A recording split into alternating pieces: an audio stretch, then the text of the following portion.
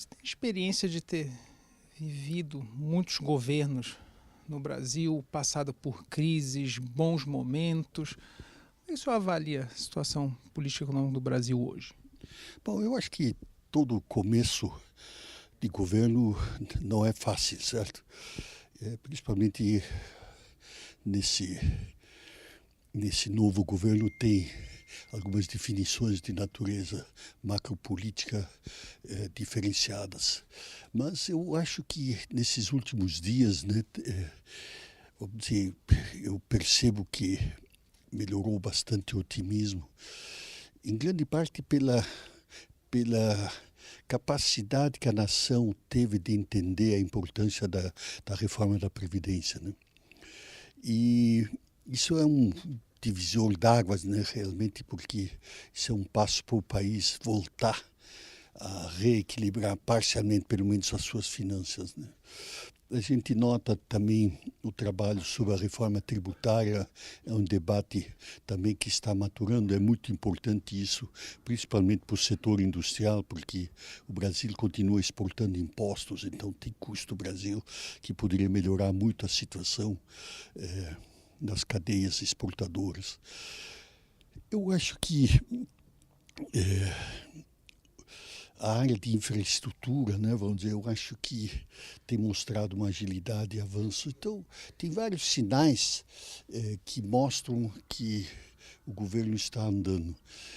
As perturbações do processo político, né, elas ainda estão delicadas, mas eu acho que o país, como em outras vezes, mostra uma habilidade, uma capacidade de ajustamento, né, assim que eu vejo que eu não sei afirmar em quantos dias ou semanas começou. Eu acho que tem uma confiança de que realmente o Brasil vai saber enfrentar esses grandes desafios. O senhor acha que o governo vai conseguir vencer alguns lobbies específicos que vão contra as reformas importantes que o Brasil precisa, como a previdenciária e a tributária? Eu acho que é uma guerra de lobbies muito grande, né?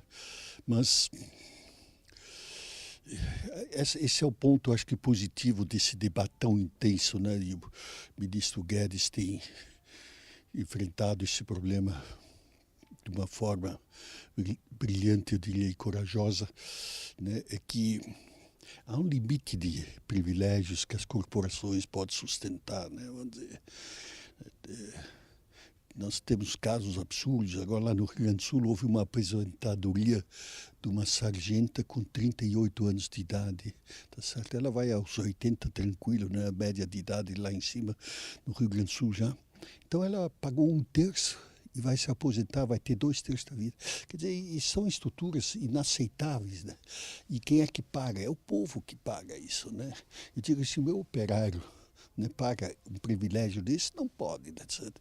Então, na realidade, esse processo, eu acho, de conscientização que tem que se estabelecer uma normatização igual para todos, né? O conceito é difícil, mas não tem motivo para que haja qualquer tipo de privilégio. Então, eu acho que o Congresso, mesmo com a pressão das corporações, vai ter que absorver esse conceito, esse princípio, né? E tem que olhar no mundo como é, né? A gente vive com esse governo um surto de um liberalismo que a gente poucas vezes viu na história do país. O senhor acha que isso é algo sustentável e que vem para ficar? Eu acho que tem que se olhar o mundo, tá certo? Todas as economias socialistas estão fracassando ou fracassaram. O que sobrou aí está morrendo, tá certo? Então a economia de mercado é um instrumento.